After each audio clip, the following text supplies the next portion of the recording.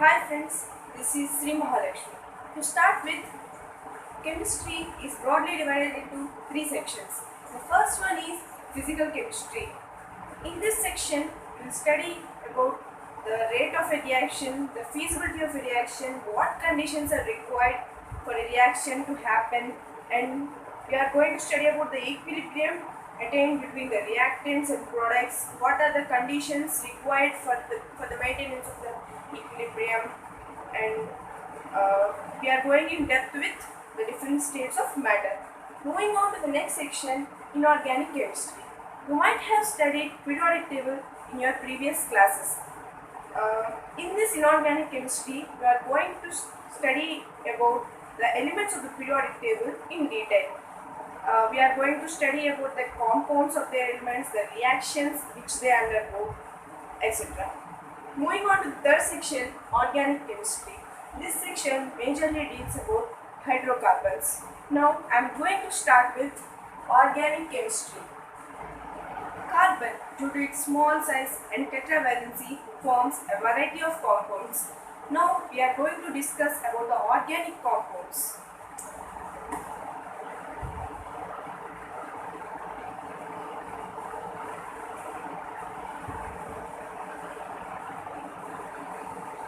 These organic compounds are broadly divided into two types. They are aromatic compounds and aliphatic compounds.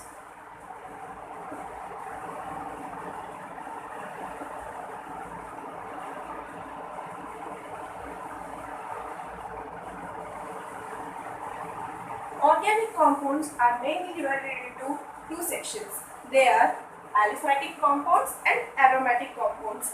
This division is based on the properties of the organic compound. When aliphatic compounds are burned, they produce a non-luminous flame.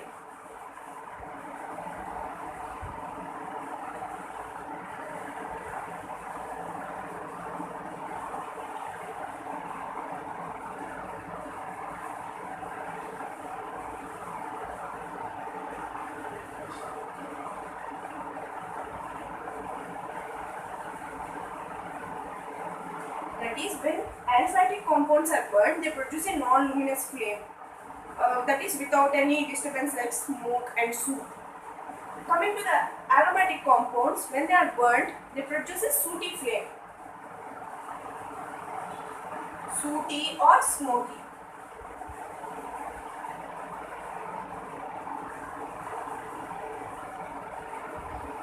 Organic compounds are mainly divided into aliphatic compounds and aromatic compounds.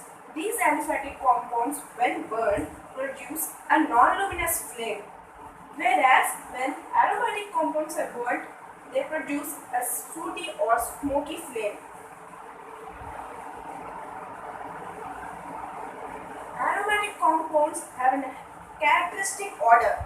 It is called as aroma. That's why they are named as aromatic compounds. Due to its characteristic odor called as aroma, they are named as aromatic compounds. Moving on to another classification between organic compounds. This classification is based on the structure of the chain or ring formed by the organic compound. Carbon, due to its property of catenation, form long chains in this way. Other valencies are satisfied by hydrogens or halogens or any other elements.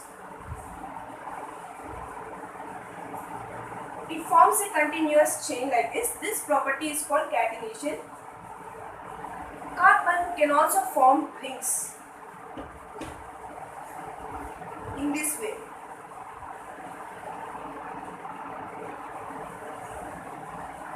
Other valencies are satisfied by hydrogen or halogens or any other elements. This forms a ring structure. Based on this formation, organic compounds are classified into two types. First one is alicyclic or acyclic compounds. The other classification is cyclic compounds. first classification is acyclic, the other one is cyclic. Cyclic means carbon forms a ring structure. Minimum number of carbon atoms required to form a ring is 3.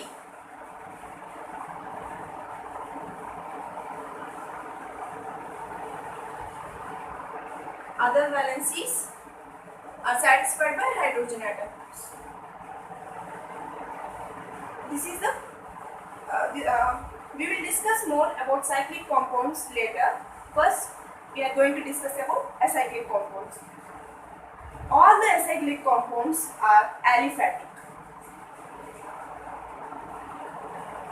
Acyclic compound implies it is always aliphatic.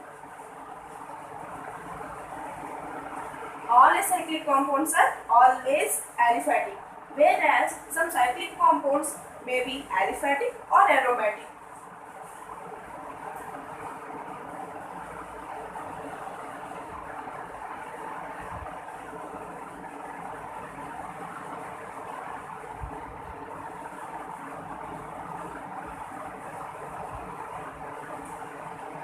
Just remember that all acyclic compounds are aliphatic, whereas cyclic compounds can be aliphatic or aromatic.